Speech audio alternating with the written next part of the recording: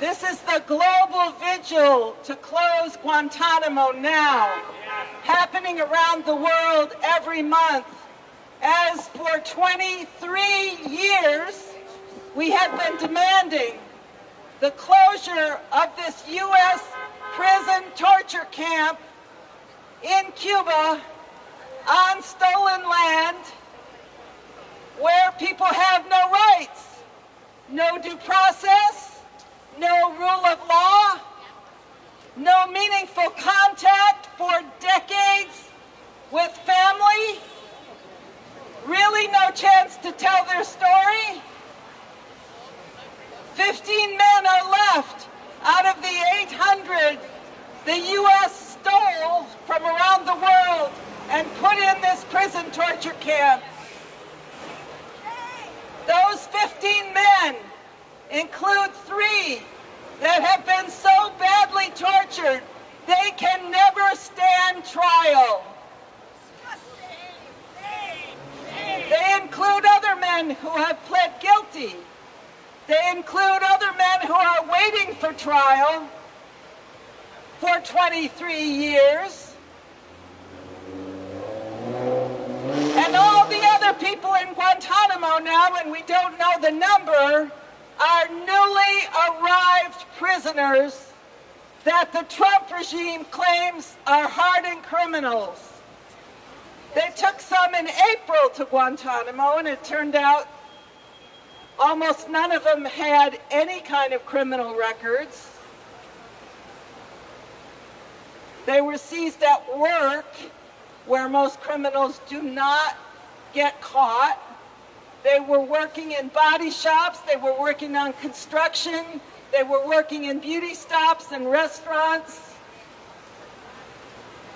This current group we know very little about, but we do know very important things about the people the Trump regime is seizing in the U.S. and setting up for deportation.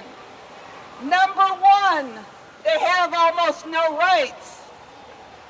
As we have been watching, the Trump administration ignores what courts do and does what they want to do anyway. They're locking people up without due process, and not only locking them up domestically in the U.S., they're being sent around the world. Where? To Sicat in El Salvador, the prison of thousands of men, where their motto is, you come in, but you never leave. The Trump regime is deporting people to the Sudan in the midst of a civil war, putting people into a situation where they have absolutely no recourse to U.S. law, such as it is. This is an outrage all the way across the board. And Trump is talking about, now listen to this, people, he's talking about doing 11 million deportations. That is several million people from New York City. That is our friends, our neighbors, our family members, the guys that deliver all the things we need, the guys that work in the yards, the women who take care of our children, people who work in hospitals, tiny children with no rights are being potentially shipped off not only to their original countries, but to third countries where they have no legal status. And this is what Guantánamo represents right now, a place that is beyond the law, where there is no legal guaranteed representation. There's no guarantee of due process. You're on your own, and does anyone even know you're there? Only by the intrepid work of legal and justice-loving people in the United States Do we know anything about what's happened to the people in Guantánamo right now? And I want to bring one of them up right now. This is our friend who has interviewed over 2 decades hundreds of attorneys who have represented men at Guantánamo. And he has something to say about what it means to hold people with no legal rights.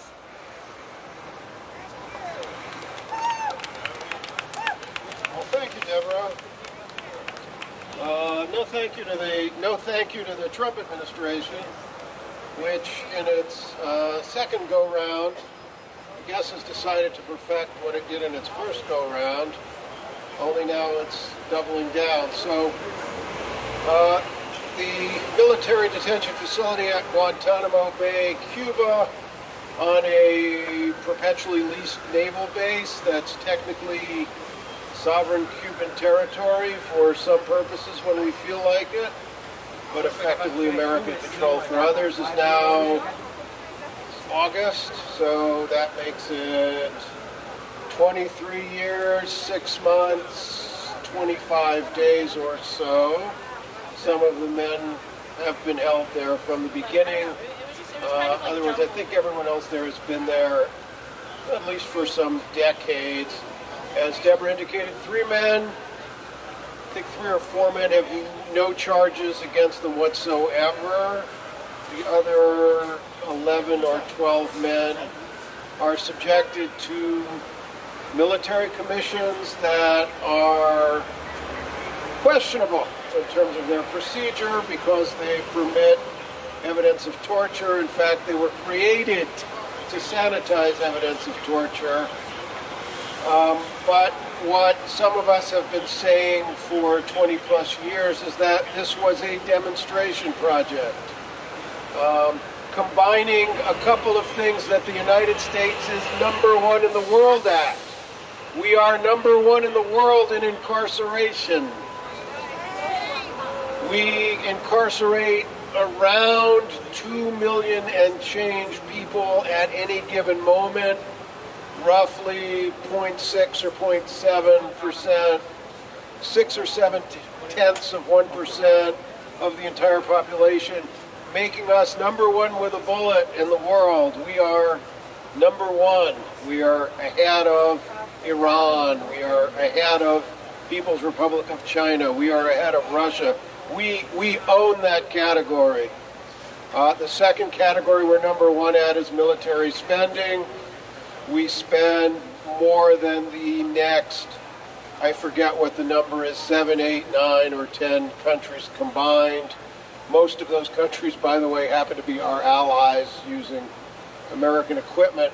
But the rubber really meets the road. We put it all together at Guantanamo, where we've created this perfect demonstration project of what outrageous American spending on incarceration and on our military happens when you bring them together. You create what some have called a battle lab of interrogation, or torture, whatever you'd like to call it. The result is the same.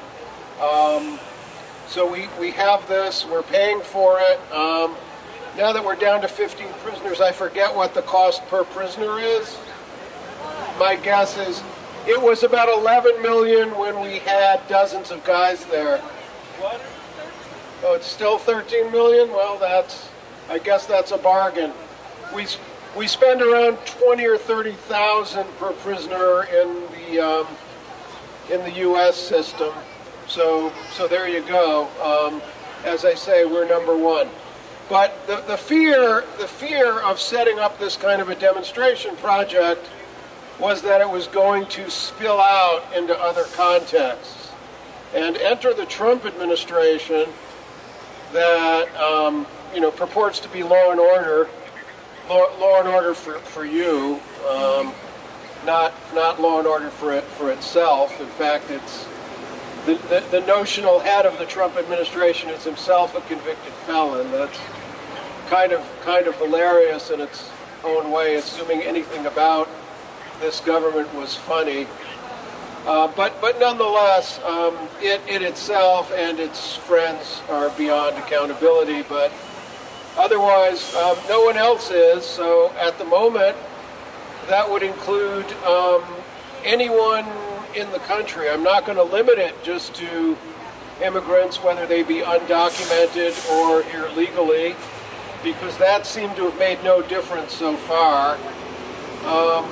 What you all need to be aware of is that the latest budget provides more money for the for ICE, Immigration and Customs Enforcement. Some people liken it to the American Gestapo, but I don't know that the Gestapo always wore masks. Anyway, their budget now exceeds that of the Marine Corps. Not to be outdone when Trump feels like it, he deploys the Marine Corps domestically as well. But this is essentially by far the largest law enforcement budget of any agency, if I recall correctly, kind of in the history of the world, with one purpose: to pick people up off the street in numbers, place them in detention, both onshore and offshore apparently, and then, deport them somewhere. And it's going to be more than South Sudan or El Salvador or Eswatini or lots of countries that only stamp collectors are familiar with. It's going to be wherever the hell they feel like it, whoever takes it. And we know, it's well documented, that citizens have been picked up. They're valid. Right now, people have been deported for violating the speech sensibilities of the Trump administration. So, writing editorials about, allies that we'd rather not be written, or speeches that we'd rather not hear, have resulted in people being targeted for deportation. So, the First Amendment has become optional. So at the moment, we still have the right to protest here. So by God, we're going to use it. That's right. But, at this point, some of us have been warning for decades that this obscure little place in Cuba, full of Muslim men and boys that most people really didn't care about, and my college classmate Barack Obama told us he closed a few years ago, apparently, although he forgot to actually close it. And so what we have is kind of expected. We got, frankly, we got a pretty honest fascist government. I mean, none of what we see was not promised by the Trump administration. We had 4 years. He said this was going to happen. It's happening now. And our Congress has, surprise, surprise, abandoned us, as they have for over 23 years of Guantánamo. So far, some of the courts have been holding fast to the extent that the Trump administration heeds their rulings at all, which sometimes it does, sometimes it doesn't, because rule of law is now optional. But, last is us. We're in. The 10th Amendment to the Constitution provides that powers not handed to other governments, state, local, federal, remain, with the people. And so that's it. We're the final line of defense. It's up to us. We can scream bloody hell, or we can sit back and take it. The choice is obviously ours. At this point, though, the Guantánamo demonstration project is proceeding apace, all according wildly beyond expectations of the people who created it. And it's going to spill out and swallow up the rest of us if given a chance. As I said, we now have one agency, a law enforcement agency with a budget larger than the Marine Corps. I forgot how many billions of dollars that ICE has been allocated. 54 billion, Deborah tells me. And by God, that's going to buy a vast bureaucracy that's not going to go away, and thousands upon thousands of uniformed or ununiformed, armed men, mostly men, who are just going to hoover up anybody they feel like. At the moment, it's, people with some kind of immigration status. It's not going to stay that way. Shut it down. So at this point, we're not gonna let them do this quietly. We're going to keep screaming about this. It started with Guantánamo. It better damn end with Guantánamo.